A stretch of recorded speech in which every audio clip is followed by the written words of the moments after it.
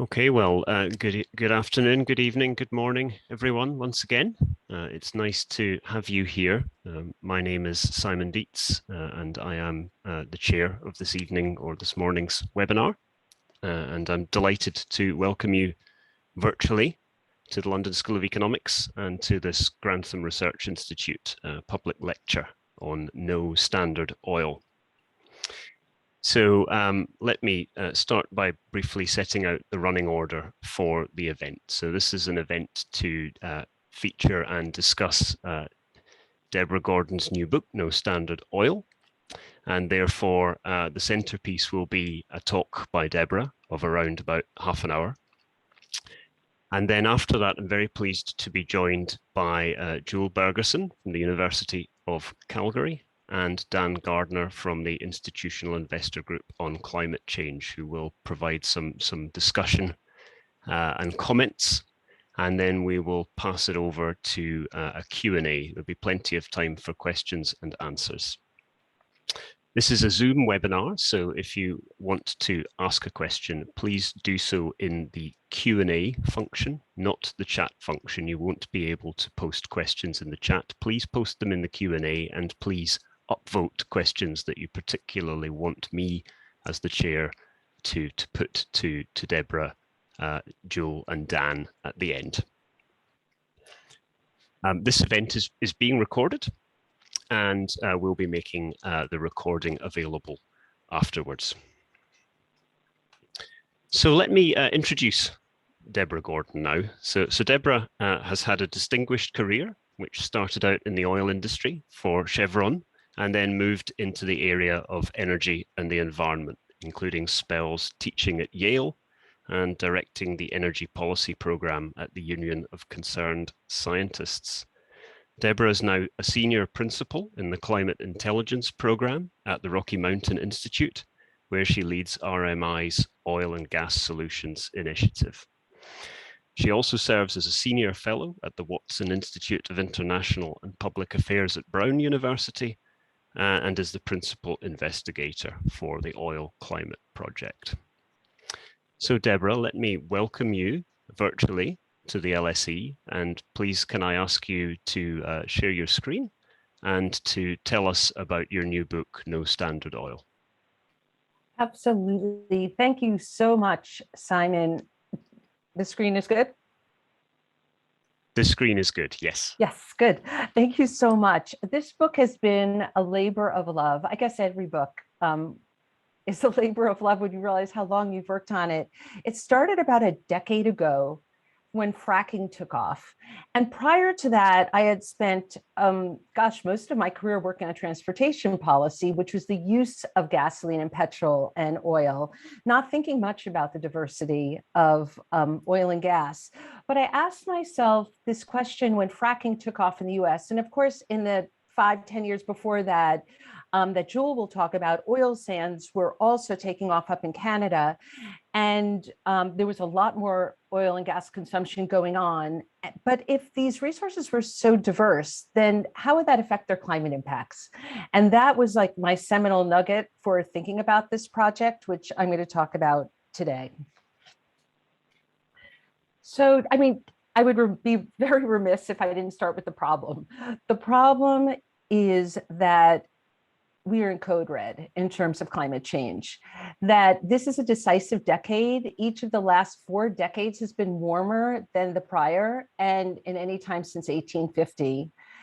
Sadly, global temperatures are due to overshoot our 1.5 degree climate targets. And the most recent IPCC Intergovernmental Panel on Climate Change report is now putting climate temperature rise for the climate at 2.5 to 4 degrees C, which is a whole different world than where we live in today. Supply chain emissions in oil and gas commodities are not being reduced in line with these climate goals. This is a huge problem, but it's also a tremendous opportunity. There are a lot of emissions on the table, what some of us like to call either low-hanging fruit or fruit on the ground. There are a lot of things we can do to help now. And aligning these sectors, oil and gas specifically, will require that emissions be transparently quantified and factored into market decisions. And that's very much what this book is all about. It's about transparency, knowing where emissions are, and figuring out how to reduce them from the oil and gas sector. I guess the tenet of this is, and you've heard it said, but this is somewhat showing it, that we can't manage what we don't know. And we've gone a long time thinking about oil and gas and saying that oil and gas are a problem first for the local environment, and in the last several decades disastrous for the climate, but we approach them as writ large, that they're a problem. And it's very hard to solve very big problems from that very big place. And it makes a lot more sense to get to, prioritize and understand the problems from the ground. And this was just an image to show what you cannot manage. You can't manage what you don't know. If you look on the left, there's an LNG gas tanker that's traveling. And this is what the, naked eye sees. It basically sees the ship on water. But in some cases, not necessarily all, what we're starting to see with satellites is the release of methane from LNG vessels. And this isn't just LNG vessels, this is the release of methane from a lot of different components in the oil and gas sectors: pipelines, compressor stations, tanks, storage tanks, et cetera. So once you can see these emissions, it really changes the perspective of what you have to do to manage them better. So the book starts off by talking about and almost debunking, I guess I would say, or clarifying a series of myths. And I focus on 4 of them here. The first of these 4 myths is that we are running out of oil and gas. And this is actually in the news as of the last week, with all of the trucks piling up in the UK and not getting enough petrol to stations, which is the image to the bottom left, came from an article taken, sorry, no fuel, which is just literally last week in the UK. But if you go back 100 years, more than 100 years, there were, claims the world will run out of oil in 10 years, back in 1914. And, all the way to the most recent, which is, if we're lucky, global supplies will meet demand through 2050. And the reality is far different from these myths. And if we're not wise enough to understand this reality, again, we will think that we will get off oil and gas because they will run out. And that it has not happened. This has been the warning for, like I showed you, 100 or more years, but it's not going to happen. Physically, oil and gas are abundant.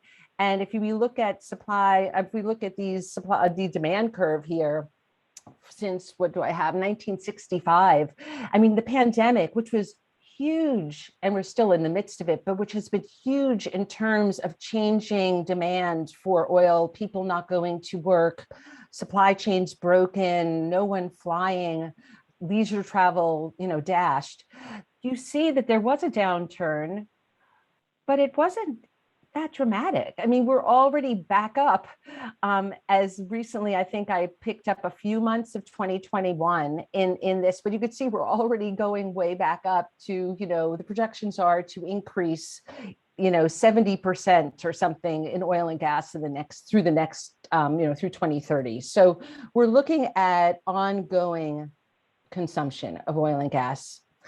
Myth number 2 is that oil and gas are what people think of as standard commodities. Everyone talks about oil, as if it's a thing, or gas as if it's a thing. And the reality is that their volumes, like the barrel here, or a cubic foot or a cubic meter of gas, may be standard in their volume, and that's how they trade. But oil and gas are certainly not uniform across the board in their composition, in their properties, in their social impacts. And that's very much about what this book is about. That oil and gas is not created equal. There are various barrels. And here's just an image to give you a sense, just again, a visual sense of how non-standard, I would say, or heterogeneous oil and gas really is, where the world thinks of this.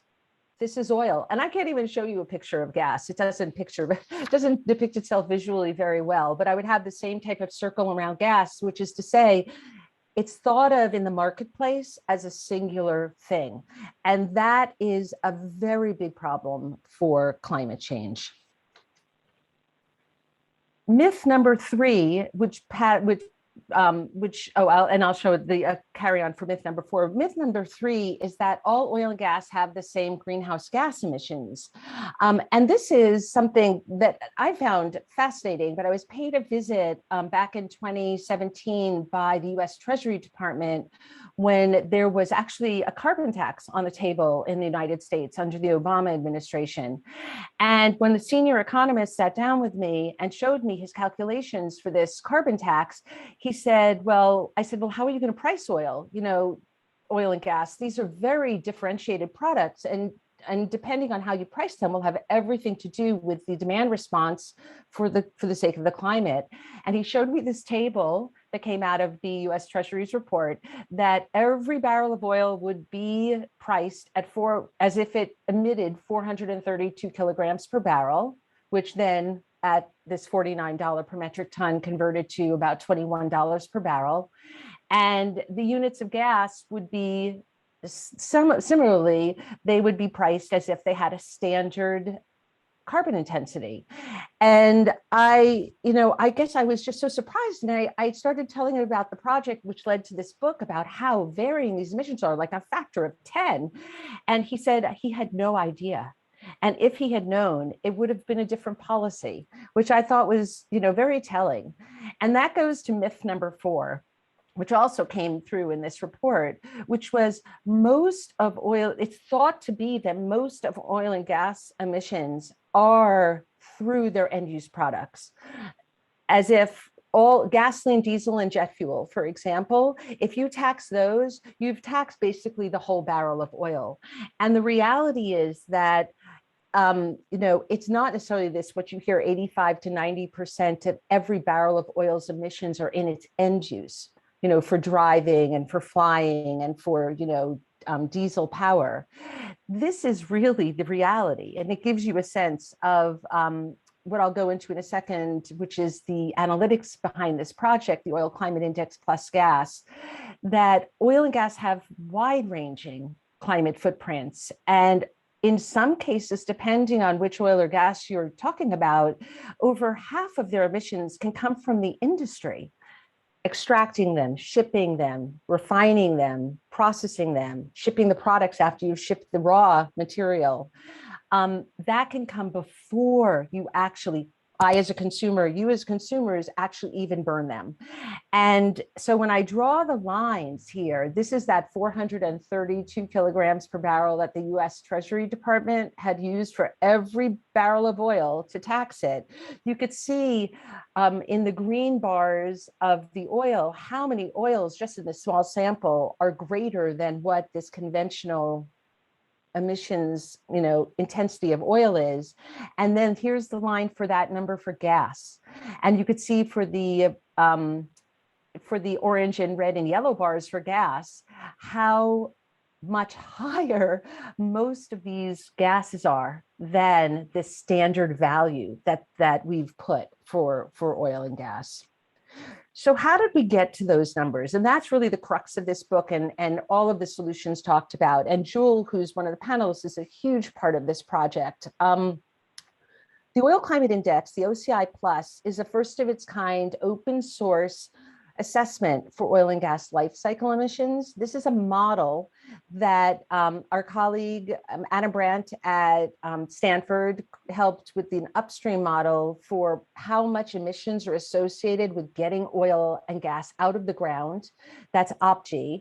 Jewel is the creator of the first ever oil refining greenhouse gas model called Prelim that comes out of the University of Calgary. And then with colleagues at Stanford and another colleague of ours, John Coomey, and colleagues of mine at Carnegie and now at RMI, we put together OPEM, which models the downstream emissions for using all of this oil and gas once it's extracted and processed and turned into product. And so together, the OPG, Prelim, and OPEM models equal life cycle upstream, midstream, downstream emissions. And the emissions we model, at least today, are CO2 equivalent methane and N2O and CO2 emissions. The history of the project is that it started back at Carnegie in 2015 with just oil.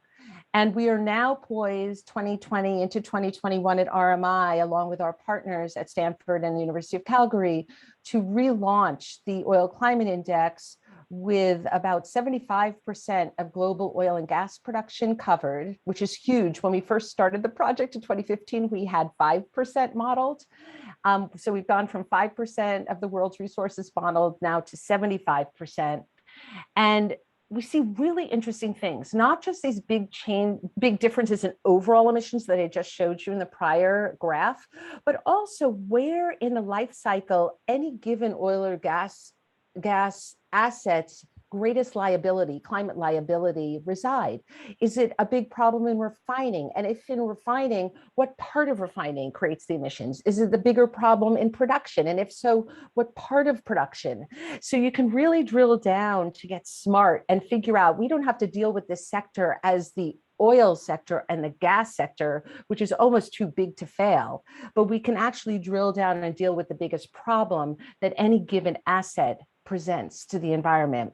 And just to give you a sense on the bottom where this has been used, the two middle graphs were pulled from the 2018 International Energy Agency World Energy Outlook. They had a special report that they pulled from the OCI Plus from our model for oil and gas. And you could pull those up or let me know and I could send you these graphs. But it basically, again, you could see from the colors that not only the total emissions go up, as you can see with the total line on each graph for oil and gas, but you could see that the variations of colors show that there are different reasons that those emissions vary. And that's a very important nugget of the project.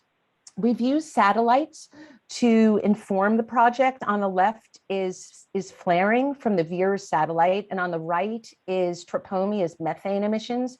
And not only are these inputs to the model, we're also now working with a new nonprofit and collaborative called Carbon Mapper, which is NASA Jet Propulsion Lab, California Air Resources Board, Planet, RMI, and Bloomberg and High Tide Foundation. We're working to supplement all of our intelligence with super emitters. So where are there large, sometimes persistent, often intermittent emissions from oil and gas and other sectors that we can then factor into all of this? Just I think I only had one graph just to give a sense. This is the methane intensity results from the recent run of all of our about 75% of global asset runs that are then rolled up to the country level that were just released as part of the Climate Trace project that we're doing, which is in conjunction with Al Gore and Google. And it's a great platform. If you haven't been there, go to climatetrace.org to see that. But these are the results. We've done the modeling for oil and gas and that, and these are the results at the country level for methane intensity. And you could see here some of the countries with their underlying assets that become the biggest risk in terms of methane, which of course has a much higher global warming potential than CO2 and is a top priority to deal with for climate change. Some of them are maybe expected, but you could see the US is on this list as well, which is extremely problematic. And even beyond some of those heaviest producing or highest producing, heaviest emitting, there are several other countries on this top left quadrant that are also prime for dealing with their methane emissions from oil and gas. The biggest problem, though, from what I just showed you, are those numbers are not what's reported. So the emissions reporting has not kept pace in terms of transparency, and we're finding real undercounting of the emissions we are estimating and the emissions that the satellites are seeing and what's being reported by different countries. And with self-reported emissions being woefully inadequate, and certainly with COP26 coming up in Scotland, where this is going to be the marker, how are you doing nationally compared to the pledges you've made to reduce your emissions?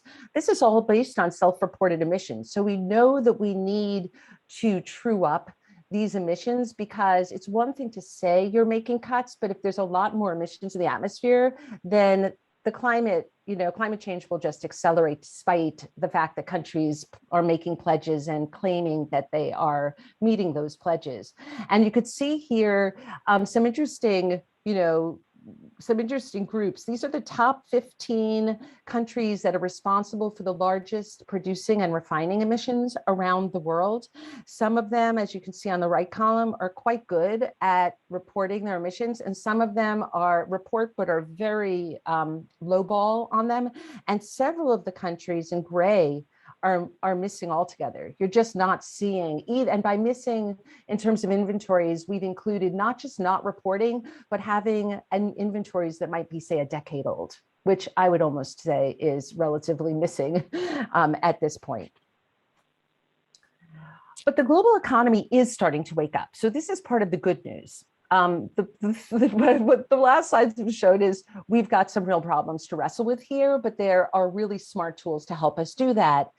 On the positive side, there are a lot of different institutions looking for these tools. Over half of I would say 500 of the S&P companies have sustainability goals and science-based targets to reduce emissions. Financial institutions are elevating climate risk. We see this in the paper constantly, and there are thousands of signatories to the Task Force on Climate-Related Financial Disclosures. And governments are starting to mandate climate risk reporting, and hopefully they will improve their inventories as well, as they're starting to realize that they are inadequate. So all of this is like fertilizing the soil for the type of information that this book brings, and that Dan and Jewel will talk to you more about as well.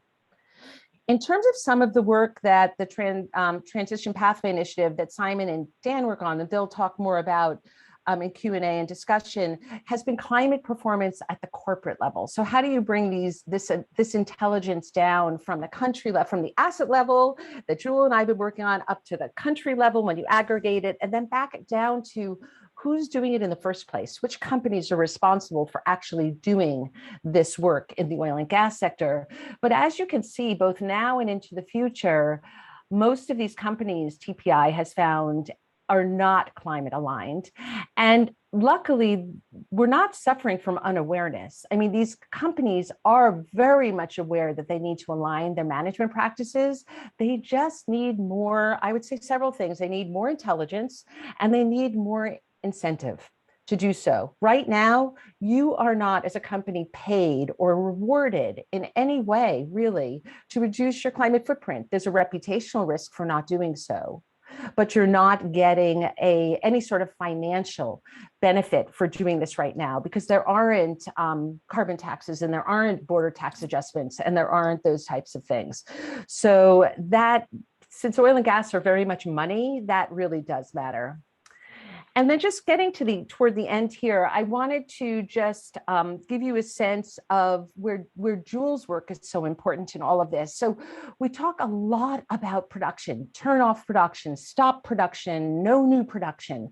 And that's the first to the left of this graph. But I would argue that the linchpin of this entire industry and how we have to resolve it with the climate has to do with refining. The refining sector is never mentioned. No one ever talks about turn off refining. No one really knows about the world's refiners. If I said to the audience, name the top 5 world refiners, I don't think you could name them, because they're not necessarily the big international oil companies that mostly produce oil and gas. And these are the companies that are responsible for all of the end use. So all of those emissions in midstream and then consumption, if you package that together, you really have to change the refining sector if we are going to get to that. Because here's the reality. If you look at the graph on the left, other than COVID, greenhouse gas emissions from refining are going up. And a lot of the countries that, not the US that produces and refines, but a lot of these countries that refine oils are not the world's producers. So they kind of perpetuate this whole global market in this sector. And this is just to point out, again, that difference between reported and modeled emissions from the refining sector. There's a shortfall there as well, that refineries, in fact, it was ironic because we looked at the US greenhouse gas reporting program for refining, and we started looking from like about 2000 until current, and the refining emissions were flat in the US, even though our refining sector in the US was totally transformed before fracking to handle heavy, very heavy oils in 2010. And you would have imagined a huge increase in emissions, but it doesn't show up in the reporting. Jewel will go more into this, but the idea here is that refining emissions intensities vary widely. And if you look at the purple bars to the right, this comes from a Nature Climate Change paper that Jewel led. There is a huge potential for emission reductions in refining, and all of that could help to change up and reduce the end use emissions as well. So there are 4 guiding climate principles that I want to leave you with on oil and gas. The public has a right to know. This goes with the transparency. Prices have to reflect true social costs, because if you don't price it, then it's not going to matter to the market. That industry must be responsible for its own supply side emissions. It's not enough for them to talk about us consuming more. They are the producers, they are the refiners, they are the shippers. They need to do their part to reduce emissions. And policymakers have to place supply side oil and gas, this type of the upstream, not just the consumption end, but the supply side, on a safe climate path. This is, I thought, was very telling. And I think I'm going to write about this actually, especially with COP coming in Scotland. But if you look at the UK, if you look at the Brent basket, which is the benchmark crude, and on the right, you could see what it's been selling for over the years, over the last 10 years, and shows the variety of what that basket sells for. But what is that basket? That basket is basically 4 or 5 different crudes from the North Sea. But if you look to the left, the emissions of those crudes in that basket vary by a factor of over 10x. Yet they're all priced the same. So it goes to the point that if we don't price it, it's going to be, we're basically not telling the market how to manage the climate impact of oil. We can't afford to make, I think I might have lost a couple of slides here. Hold on.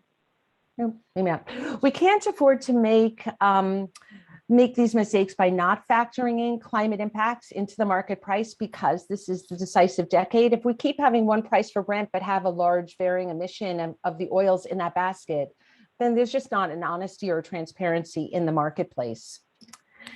And the industry is now, I would say methane is the big topic that's going to come up at COP.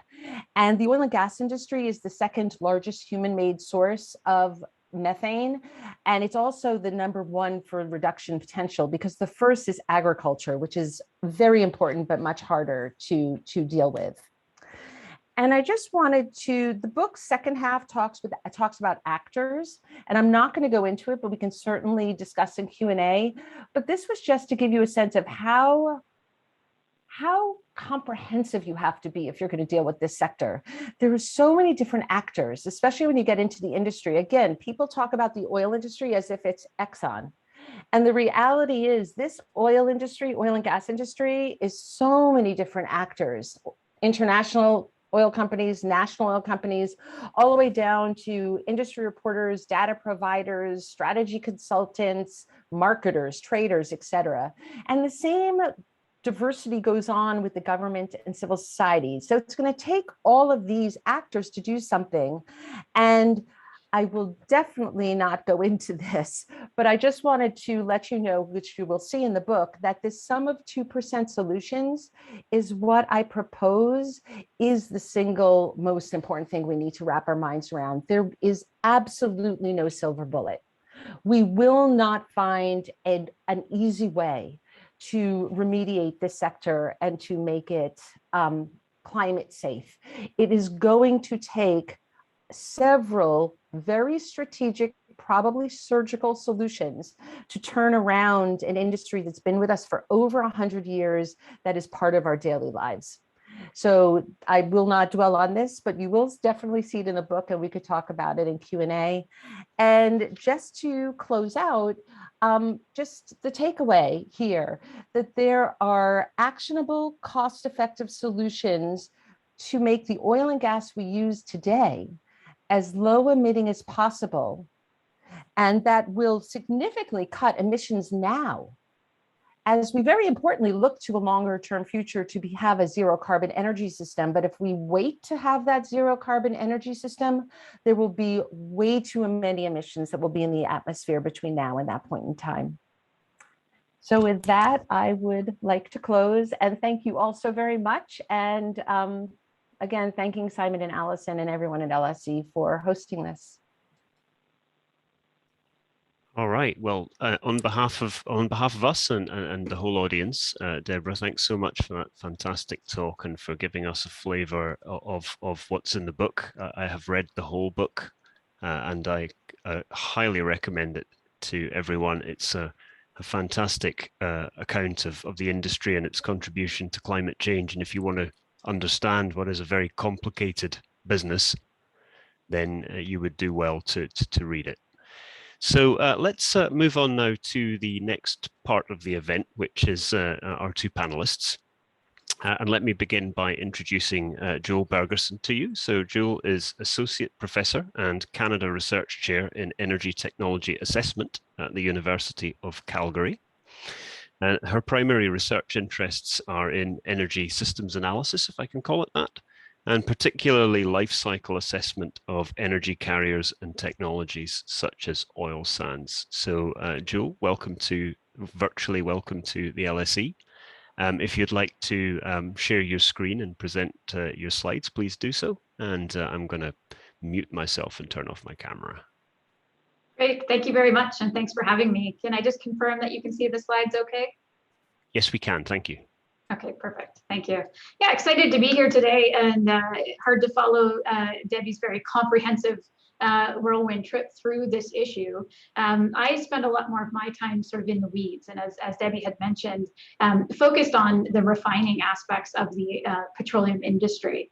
And I think this is, has implications on greenhouse gas emissions, both in terms of our current footprint globally on the refining sector, as well as the potential future. And again, the thought is that if we have a carbon constrained future and a low carbon future, how can refining play a role in that? This is a threat. But I think the other side of that is that it is a major opportunity, as Debbie had mentioned. I think that's part of the research that we're trying to do in this space.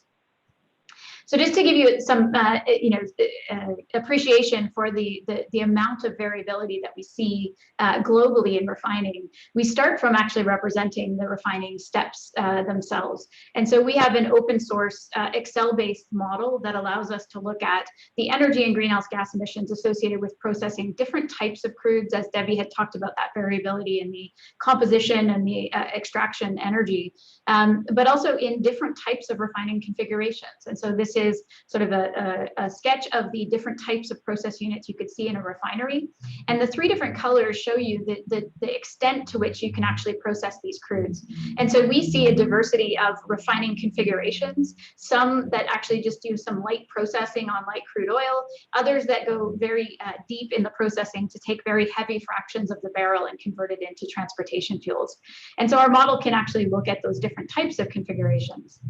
The other point on this is not just that there's a lot of variability in the types of refineries and the types of crudes that are being processed that lead to different products, but also that there's a mismatch here in terms of the way in which a refinery might collect information to maximize profit and optimize the use of the units within the refinery. That doesn't always match up with the way in which we need to actually model these processes to estimate the energy and the greenhouse gas emissions. So the data that's available in the public domain, first of all, there is a dearth of data that we need to actually do this modeling in a transparent way, but also that there's a mismatch in terms of the data you would collect to operate the refinery versus the drivers of the energy and greenhouse gas emissions that come from different refining options.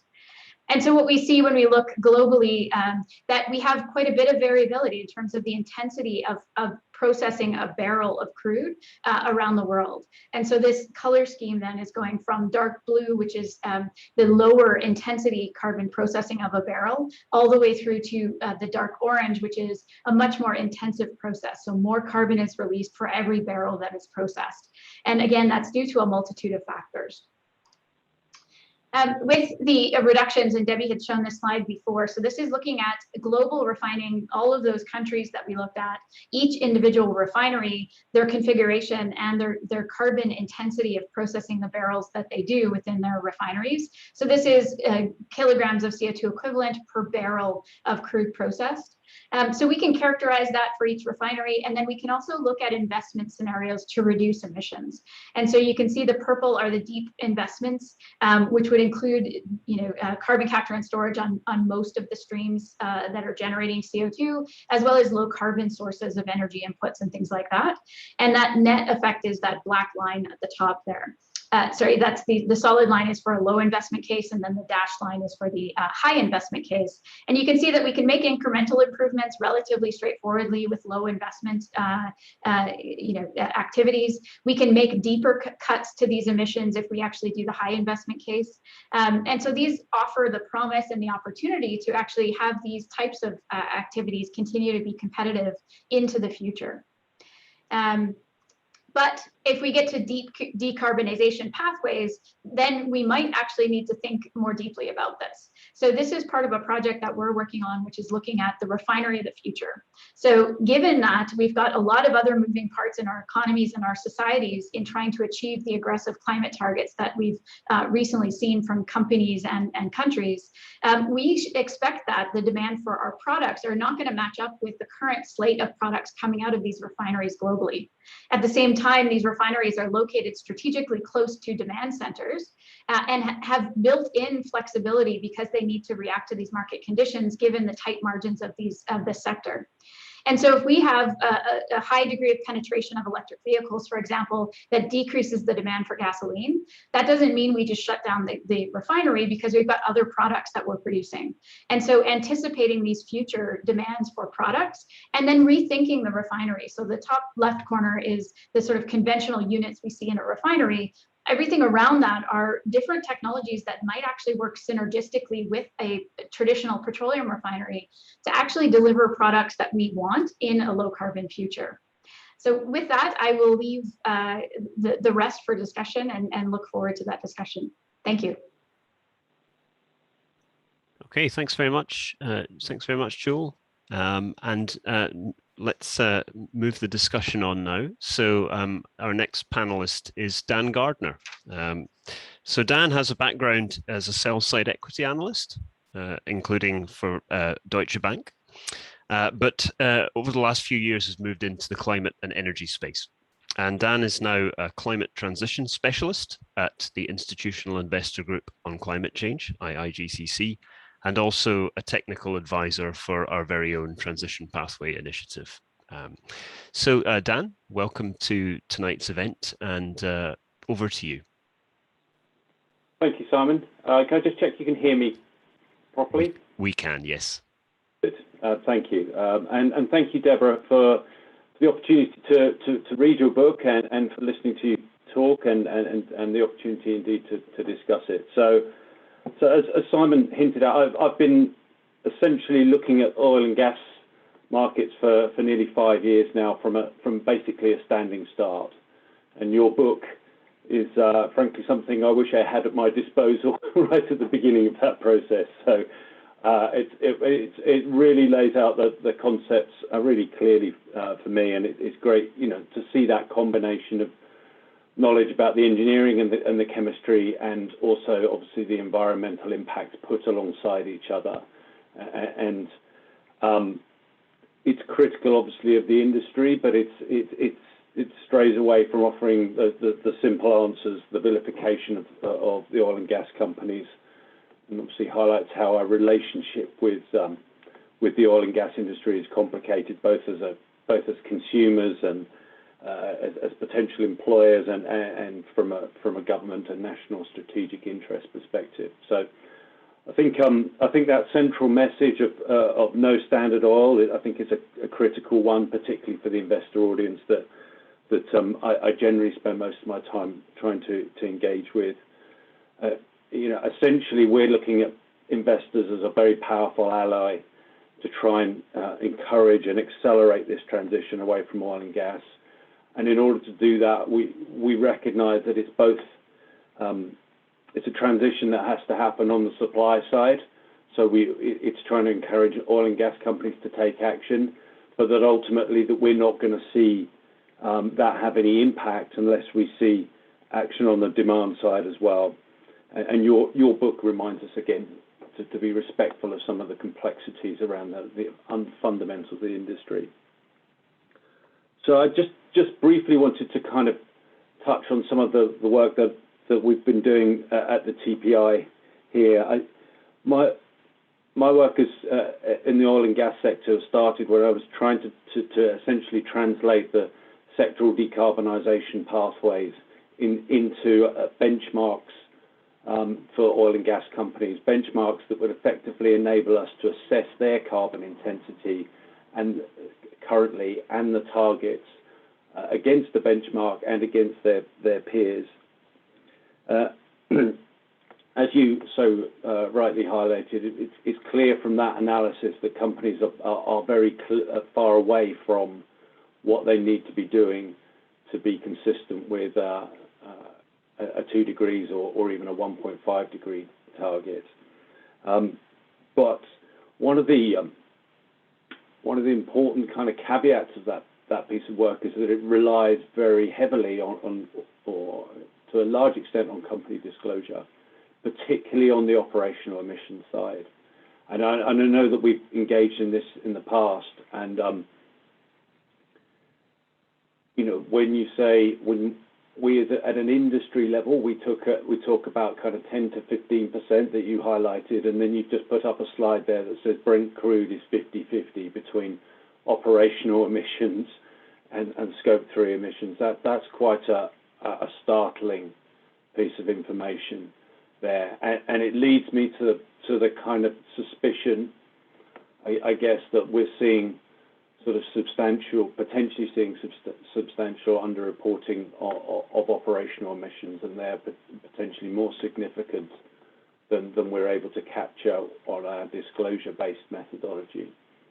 I think the message out there that's already out there about the underreporting of methane is, as you say, it's a very pertinent topic as we come into COP. It starts with needing to get better measures, but there's also probably some other analysis, some missing emissions on conventional CO2 and the energy consumption it takes to get out of the ground. So I just wanted to, I wanted to read, your work kind of triggered two key thoughts for me. One of which is sort of pessimistic in the sense that I wondered to what extent you felt like existing climate science and methodologies were capturing some of the variations that you were seeing, particularly in the high end of emissions intensity, and your perspective on the issue I just discussed there about potential underreporting at a corporate level. So that was possibly the pessimistic one. And then potentially more optimistically, one of the few areas of the transition which I'm actually quite positive about is the adoption of electric vehicles. It's not so much prevalent in the US, but we're actually seeing really significant accelerations in the UK and in Europe. And I wonder if we're going to see, I suspect we're going to see quite substantial reductions in oil demand, certainly by the end of this decade, as far as light vehicles are concerned. And in that context, I wondered if we might see some reduction in some of the most emission-intensive barrels that you highlighted, that lovely kind of inverted S-curve, as it were. You know, if those are correlated to the most expensive oils that we have. So that was something I was interested to get your perspective on. I suspect you're going to tell me that the answer is more complicated than that, but But yes, so those are the two things, that positive and negative thoughts. I'd like to get your perspective on. All right, thanks very much, Dan. And so I'll just tie up that section and move us now into the Q&A section. But I think the most natural way to do that is, Deborah, to give you an opportunity to respond to the two issues that Dan just raised. Firstly, about underreporting of emissions, and secondly, about the consequences of electric vehicle adoption for the sort of the supply side. So if you would like to address those 2 points first, and then what I'll do is I'll start to pick out some questions from the Q&A, and we do have some questions in the Q&A, but let me reissue my invitation to the audience to post questions in the Q&A, which I will then field to Deborah, Joel, and Dan. So, Deborah, back over to you. Sure. I'll start with the EV. I think it's really interesting. So, I mean, you wouldn't have found a bigger proponent than me and my 25 years of working on transport policy, and my last book being titled 2 billion cars. So especially for the local environment, the pollution that comes from tailpipes, I mean, there really is no match to an electric vehicle and to remove all of those emissions. But I think that when it comes to oil, there's a disconnect in understanding about a gallon of gasoline or petrol and how it relates to a gallon of oil. So if we were to electrify a vehicle, and this will be different in different places, if we were to electrify a vehicle and displace a gallon of gasoline in the US, the big question is, since the US refines most of the world's oil, the majority of the world's oil, the question is, will anything change in the refinery? Which is why I was really underscoring refineries as the linchpin of this equation, because the reality is, if that refinery either just keeps doing what it's doing and exports gasoline to other places, there's no benefit to the environment, or if that refinery refines that oil to a lesser degree and makes fuel oil, and that fuel oil generates electricity, it might be worse. So I think that electric vehicles are going to be a long-term solution, especially for local air pollution. And I think in places like the UK, or especially in places like that I showed as major refiners, South Korea, Japan, these are places that don't have oil. They don't need refining. Their refining is largely for their transportation sector. They can import the rest of what they need. And so the reality is that in a lot of these other places around the world that are, I would call, oil takers, not oil makers, they're not big producers or refiners, it does make a lot of sense to promote electric vehicles first, because they will either import less or they will refine less, and their refineries will, hopefully be smaller over time, because it's a lot for domestic consumption. It's very different when you get to major refining countries like China, Russia, US, because they are just part of this global movement of so many different fuels, and petrol's only one.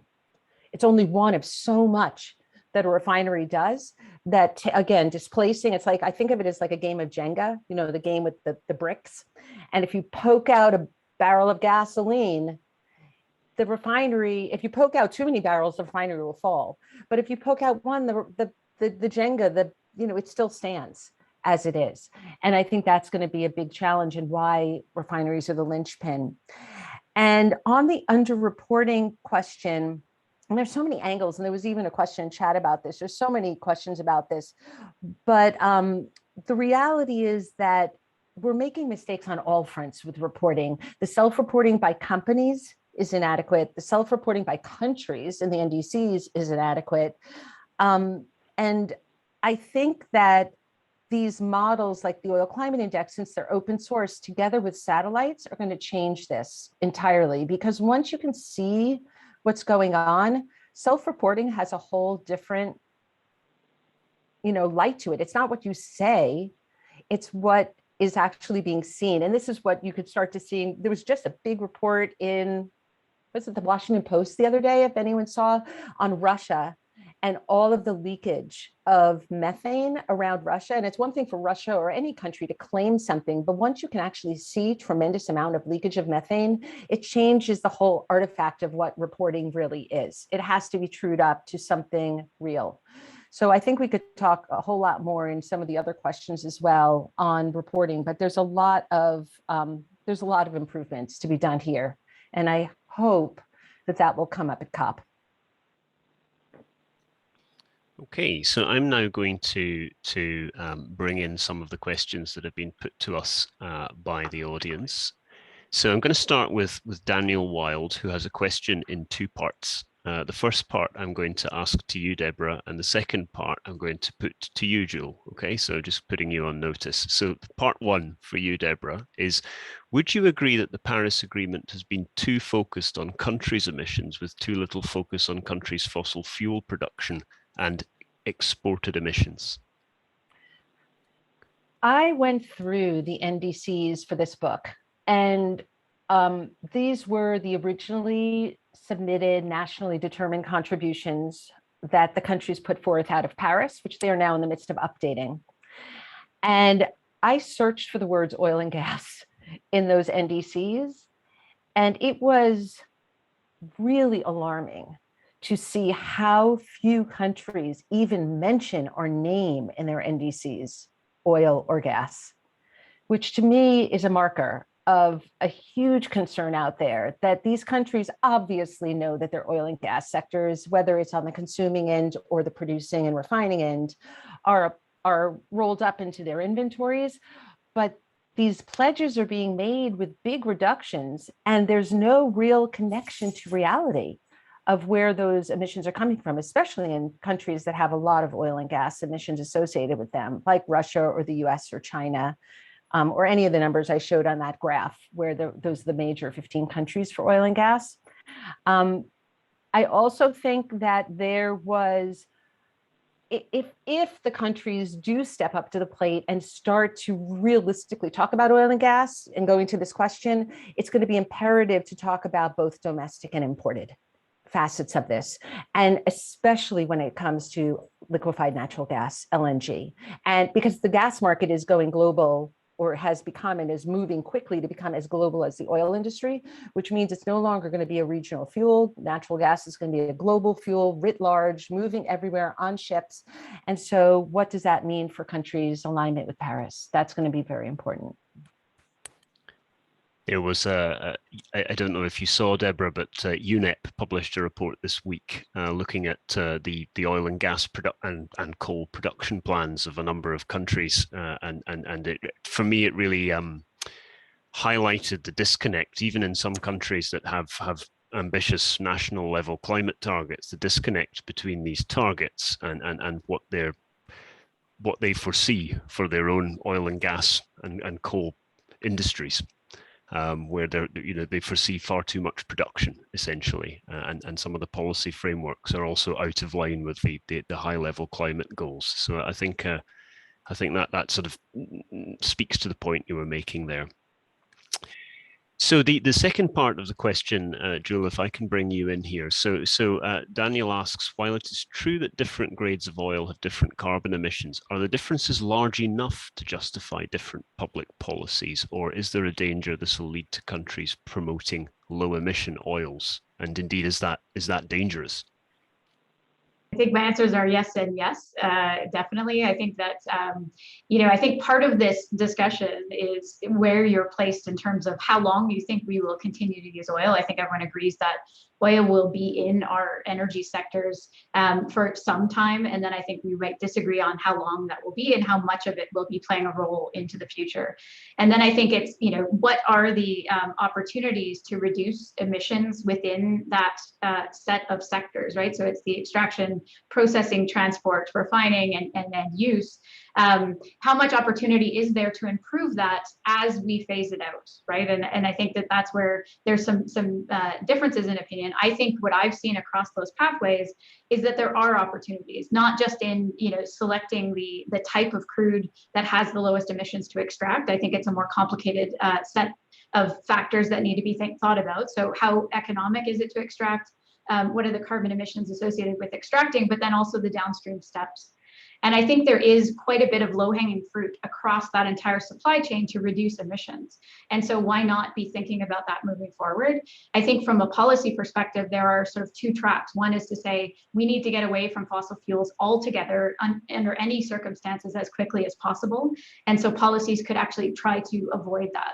But if you're going to say that there are opportunities to improve that system as it is phasing away from the way we're currently using it, then I would suggest that you want policies that encourage innovation and then let those pathways compete on an even playing field based on carbon intensity and economics. That's the ideal world. Definitely you're going to have issues with, labeling things as green or low carbon or those kinds of things.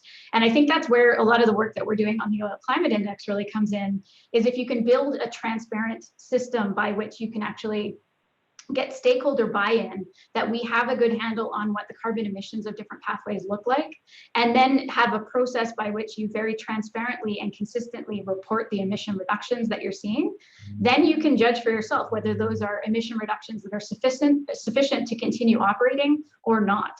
And so I think that's the connection there between the types of policies that get set up, and then whether or not you get stakeholder buy-in for a transparent and credible data system that will allow you to track this. Can I just underscore what Jules said, because it's so important. Whether we do this or not, it's happening. I mean, companies are claiming carbon neutral cargoes of LNG. Countries, it was just in the news, Russia's claiming it's going to be net zero by 2050 or 60, I think they said. I mean, these claims are there. And if they're not transparently tested and able to be certified, then the worst of all worlds happens. Then either the market's in total disarray or it's rewarding the wrong actors for the wrong reasons. So I'd like to just ask a follow-up question to this, and I'll put it to either Deborah or Joel, because it may be a bit of a tricky question. So a couple of times in your talk, Deborah, you talked about the heterogeneity of a barrel of oil. And how a very simplistic approach, for example, taxing a barrel of oil at $21, how crude, forgive the pun, an approach that is, and how far you can go wrong. But does this reflect the fact that getting more granular is just difficult? So in other words, is it possible to envisage a way to price oil at a more granular level in terms of different types of oil and different gas products? Can you foresee this being practicable? Well, I could start this on the practicality side. This is exactly what we're working at RMI. The idea of using digitization, which is the future of the market. I mean, I barely even use cash anymore. I mean, I don't even use my wallet, really. Everything is going digital in terms of transferring money, and oil and gas are about transferring money. And so if those attributes for their emissions, those emissions that Joel and I are talking about that are tracked through the supply chain, are carried on, say some sort of digital ledger, then you end up, I honestly think that we will be able to digitize and price, and I will see different prices at the pump for my gasoline or petrol before my world will get off of oil and gas. Great. Okay, so I'm going to move on to the next question, and Dan, I'm going to bring you in here. This is a question from Mauro Arboleda, and I think it very much speaks to the kind of work you've been doing. So Mauro asks, what are the incentives and disincentives for companies to provide voluntary carbon disclosures? I think the trajectory of disclosures has improved substantially overall.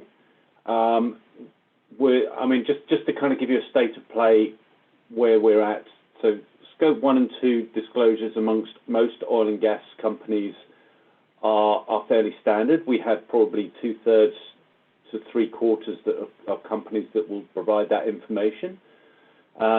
Subject to what Deborah and Jewel will be saying, that information will be of varying quality. We don't, in general, have that good a sense of the verification process that the company has done, and we have gone and requested sort of better information there. And I think that so there's a trajectory where we need to expand the number of companies that are reporting operational emissions, and then we also need to get better verification of those emissions. Particularly an issue, and again, this is where Deborah and Jules have picked up on this.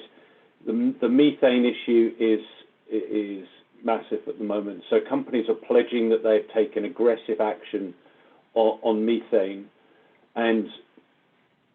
but it's off a baseline value which people don't really know or have much faith in, and the incentive there for them is to essentially have a very high, is to go and do a very good study and have a very high baseline of methane emissions, and therefore pledge that it can make substantial reductions on that target. It's a very kind of complicated, or slightly complicated chicken and egg scenario on that one. So I don't think, the incentives for them to provide that good disclosure at this point are not great. But I would say overall, investors are requesting / demanding that companies have good operational emissions disclosure. That focus will be on improving verification, and I hope over the next year or so, methane. The distinction I'm deliberately making here is then Scope 3, which Scope 3 disclosure has been less good than even operational emissions disclosure, largely because companies have, through the industry bodies they've established, been able to set up boundaries which suit and underplay their total amount of emissions. So one leading oil and gas company would disclose its Scope 3 numbers, whereas actually if you looked at the entire volume of Scope 3 emissions, it would be 3 times that. Again, I think this is an area where companies are being essentially shamed by investors to provide that proper disclosure, and I think we are seeing substantial improvement in that. And I would say that at the Transition Pathway Initiative and the carbon performance methodology that we helped develop calculates emissions independent of whatever company Scope 3 disclosure is. So we've got a kind of established way, which may not be perfect in all respects, but is at least consistent and gets around a lot of the kind of boundary issues that companies throw up. So I hope that's addressed some of those points. Absolutely, it did. I mean, I just sort of following up and maybe bringing in Deborah or Joel here. I mean, for me, one of the really difficult things here is how do we how can voluntary reporting not be accompanied by underreporting? Is there a way to eradicate underreporting in a voluntary disclosure regime, or is it only addressed in a mandatory disclosure regime, or is it indeed not fixed by mandatory reporting? Is it a different problem? I actually think that satellites are going to expose underreporting, and if those companies that are either willingly or unknowingly even underreporting, because I don't think all the underreporting is even knowing. Some of the, especially on the methane side, it's just, I don't think the companies necessarily, some of these locations are remote, they're not well maintained, they don't visit often. So there's that risk as well.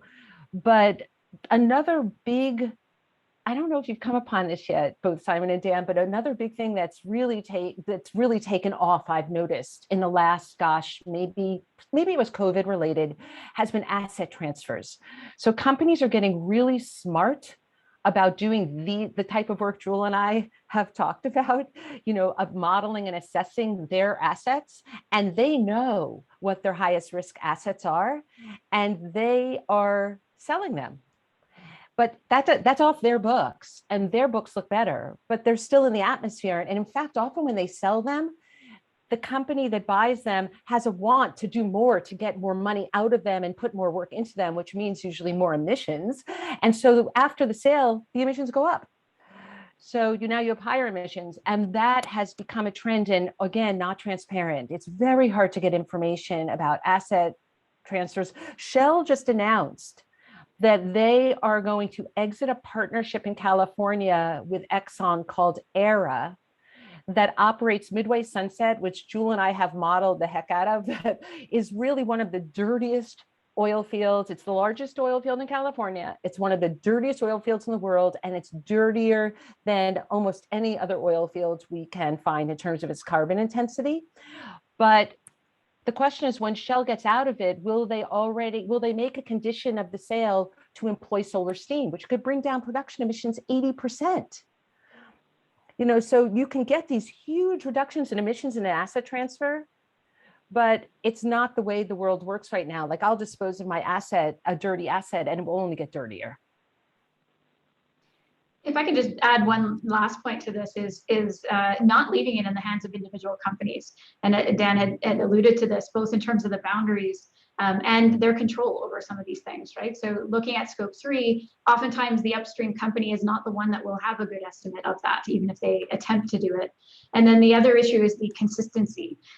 So we have, most developed nations have reporting requirements for UNFCCC reporting, for their individual provinces or states, for their federal programs, and none of those align, right? So for refineries, if you purchase hydrogen from an outside party, oftentimes you don't have to report the emissions associated with that. Whereas if you're generating your own hydrogen on site, you do. And so those kinds of things, get tricky. And if you leave it to individual companies to draw their own boundaries, you're going to end up with emissions that look different depending on which program you look to for the emissions that are being reported, as well as a lack of comparability from asset to asset because they're not using the same. And so all of these things, I think, require that there is some sort of central reporting that doesn't rely on any one company making a decision about how to report these emissions. So I'm going to move on to the next question now. And so this is a question from Nicholas Hustreiter, research analyst at TPI, one of our colleagues. And he's actually got a question that I was dying to ask as well. So I'm going to ask it now. So the International Energy Agency, the IEA, stated in its latest Net Zero by 2050 report that there should be no more investment in new oil and gas fields if we're going to keep temperatures below 1.5 degrees. So how does this relate to the heterogeneity of oil and gas products, which you describe in your book, Deborah? And based on your findings, do you think that shutting down carbon-intensive oil rigs and reopening new, less carbon-intensive ones is a credible decarbonisation strategy? It's a great question. And I do point back to Brent. Not the Brent basket, but the original Brent, UK Brent field, 4 platforms. It was an oil field 40 years ago.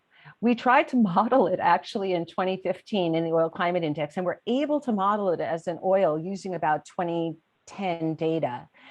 And when we went to revise and update it, it would no longer model as an oil because it was no longer an oil field, it was a gas field.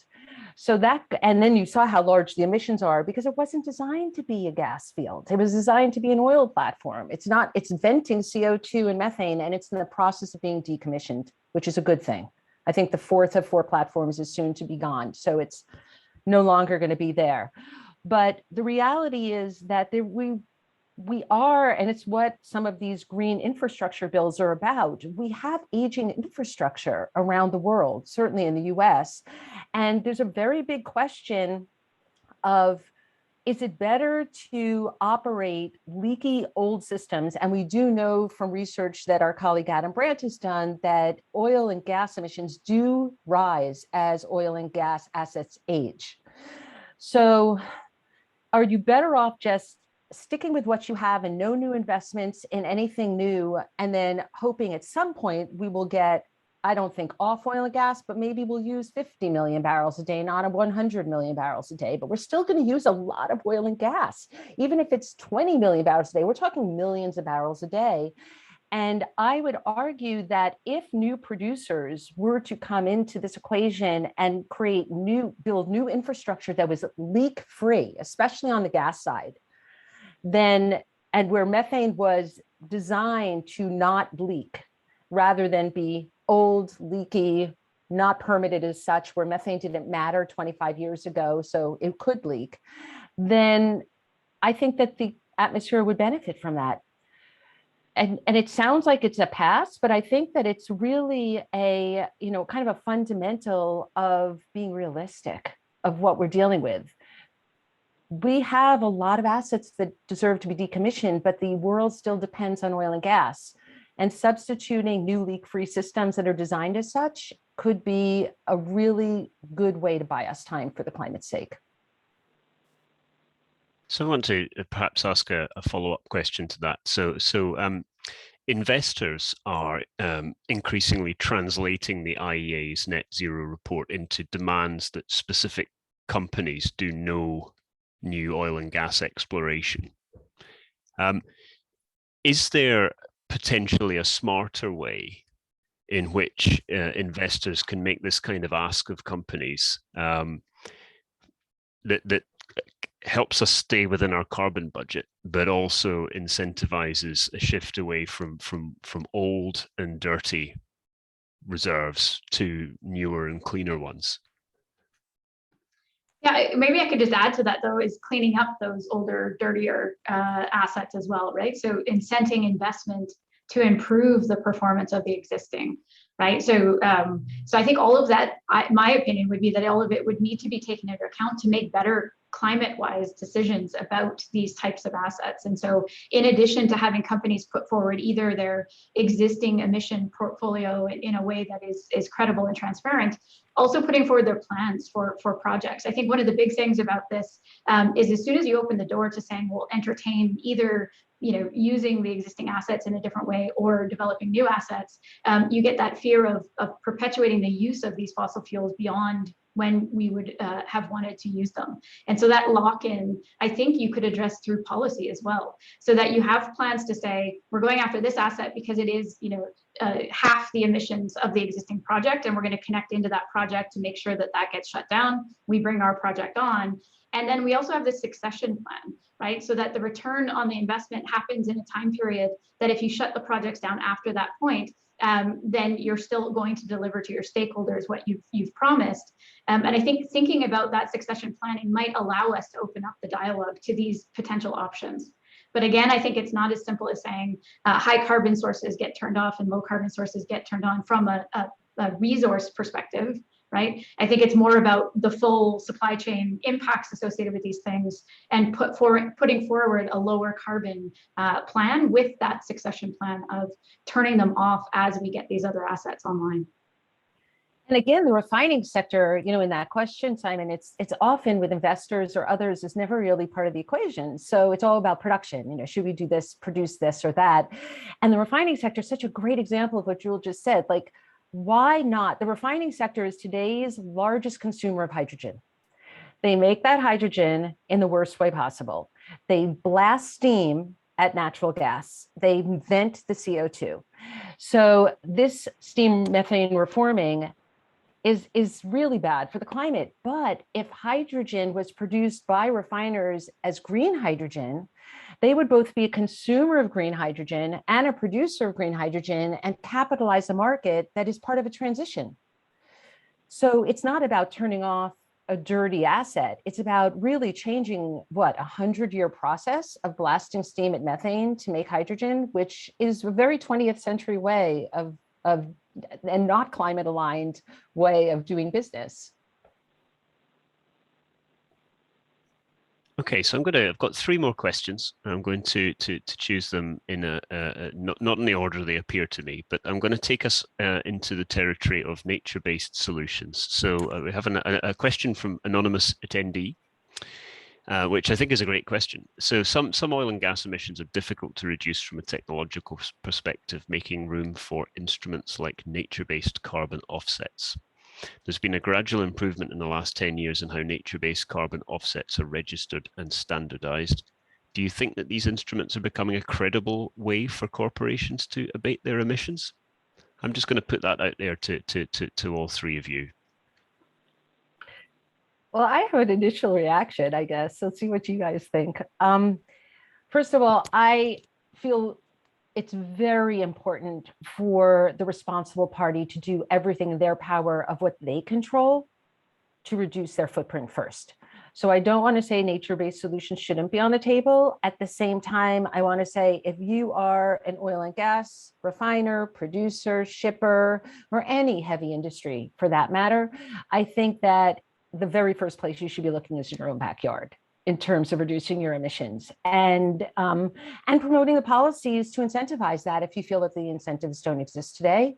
But there's a part two to this, which is if you are serious as a company about, or as an industry, I will say, if we are serious about allowing offsets from nature-based solutions to be part of this sector, then this sector cannot operate in sensitive ecosystems. And this industry does operate in sensitive ecosystems like the Arctic, like rainforests, pipelines go everywhere. They traverse these places. You can't, on the one hand, use something as a solution when you're destroying it and making it worse on the other. Maybe I can jump in. I think that, you know, a lot of times the upstream oil and gas industry has pledged to be carbon neutral by a certain date, but really are defining that by the upstream portion. And as we saw, it can be up to 50%, but it also, you know, 60 to 80% of other crudes come from combusting those fuels in vehicles. So you can reduce your upstream to zero. You still have a high carbon pathway because you've got this other part of your life cycle that those companies don't have control over, right? And so if they, you know, can gain some permission to continue to operate for a certain amount of time by investing in other solutions, it seems to me like that might be another sort of trade-off that if the net effect of that company is lowering global greenhouse gas emissions, I think that that should be considered. The nature part of the offsets, right? Because there's lots of different offsets. I think the nature part is, you know, something to be a bit concerned about. And the example I would give is our forests in Canada used to be a carbon sink, and with all of the forest fires that we have, are now emitting more CO2 than they're consuming. And so there is some risk associated with these nature-based solutions, not just from these companies operating in sensitive ecosystems, but also from the investment in these unto themselves. So I would draw the boundary a little bit bigger to offsets in general, but obviously that again requires data and transparency and buy-in from stakeholders that you're actually measuring this appropriately and attributing it appropriately. And Dan, you've taken a close look at the climate goals and targets that some of the leading international companies have announced. What do we know from their announcements about their proposed use of offsetting? I think the glib answer to that is not enough. So I think this is one of the major areas that companies need to be very forthright about in their disclosure plans. So I would agree with pretty much everything that Deborah and Joel have just said about the need for this to be residual, the need for it to be stakeholder, you know, to take into account a range of stakeholder views. I think there is unfortunately going to be a need for offsets. So if you think about some of the sectors that oil and gas products go into, some of those sectors, I don't think it's feasible to think about optimistic as I am in general about kind of the pace of technological progress in many areas, many aspects. You think about something like aviation or steel or some those sectors. I think it's going to be very difficult for them to reduce their emissions down to zero in a time frame that's consistent with the climate budget that we need. And so, and oil and gas products go into those sectors. Now, whether oil and gas product companies themselves are offsetting or whether it's their customers, you know, and how that's all accounted for, I think are still unresolved questions. But I think it's going to be needed, and offsets play, you know, are efficient way, or can be an efficient way of reallocating between sectors. But it's a major. The point that we're at the moment is we don't quite know exactly where the boundaries would lie on a sector by sector basis, and we're actually doing some work as it stands trying to identify that in more granularity. But we do think it's vital that oil and gas companies do set out their disclosure and their reliance on that, and some of the best ones have. So, and I think we're going to see more of that hopefully over the next 12 months.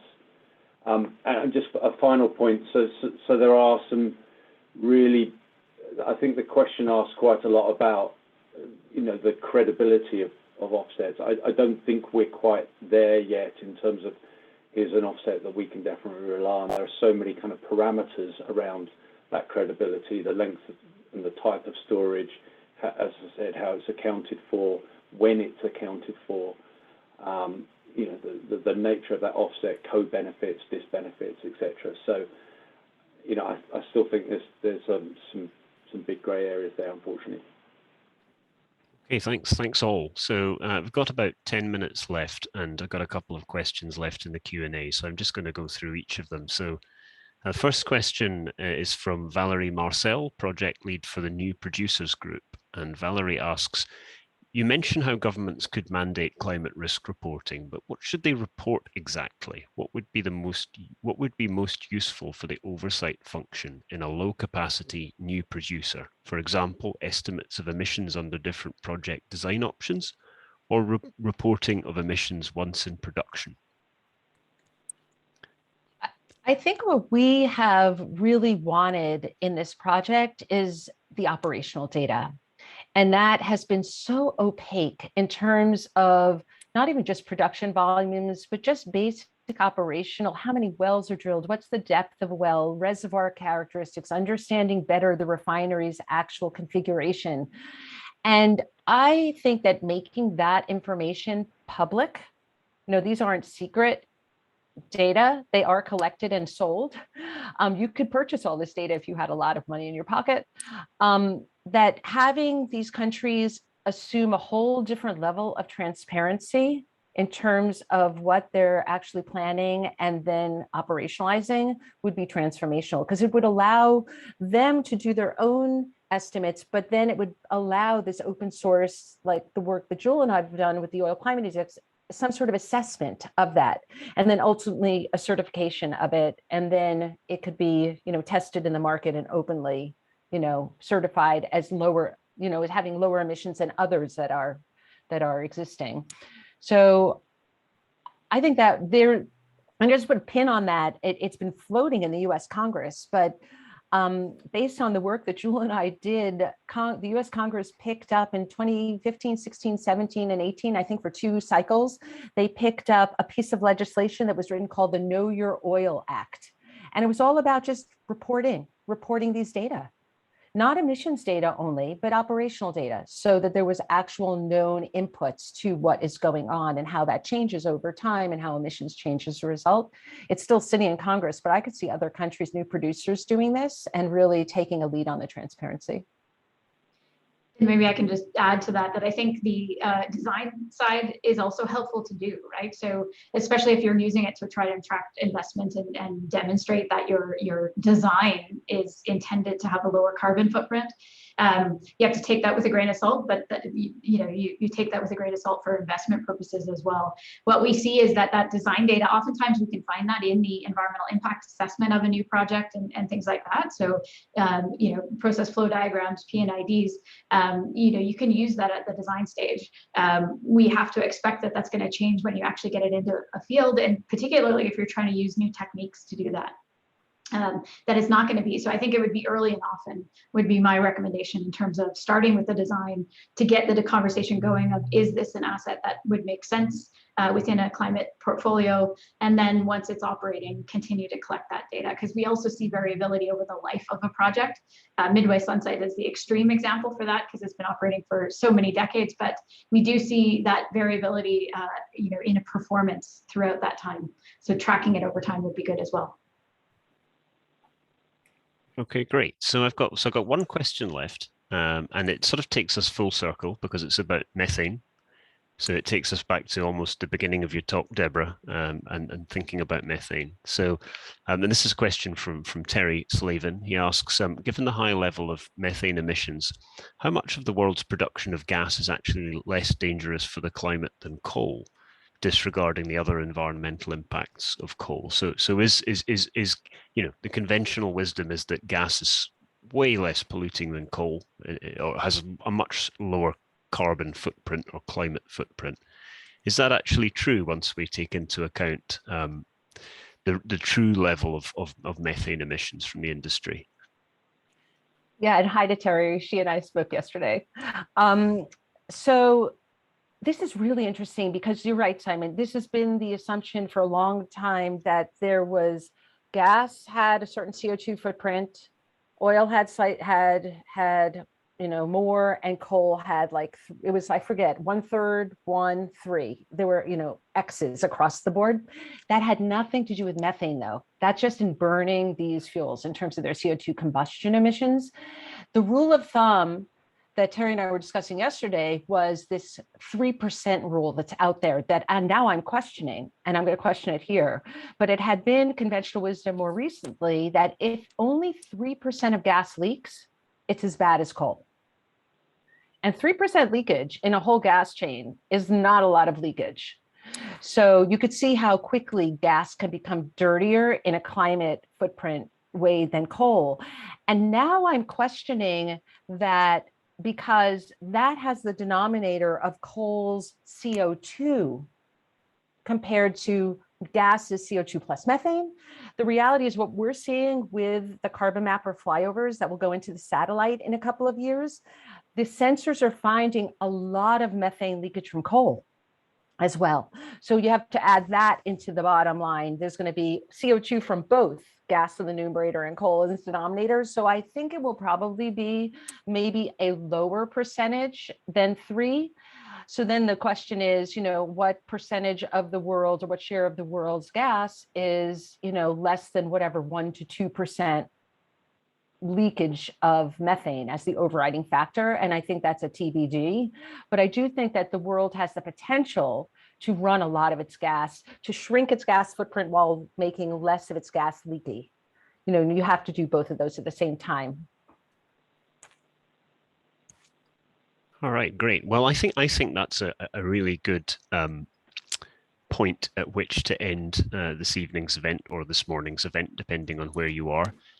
So let me take the opportunity to thank our speakers very much for their involvement. So Joe Bergeson and Dan Gardner for serving as our panelists. Thank you both for joining us. And last but definitely not least, Deborah Gordon. Thank you so much for joining us, for talking to us about your new book. As we've posted in the chat, the new book is available on Amazon. And as I've said, I recommend it very strongly to you. So thanks so much to you, and thank you to the audience for joining us tonight. And I'm going to bring the event to a close. So thank you very much and good night. Thank you so much.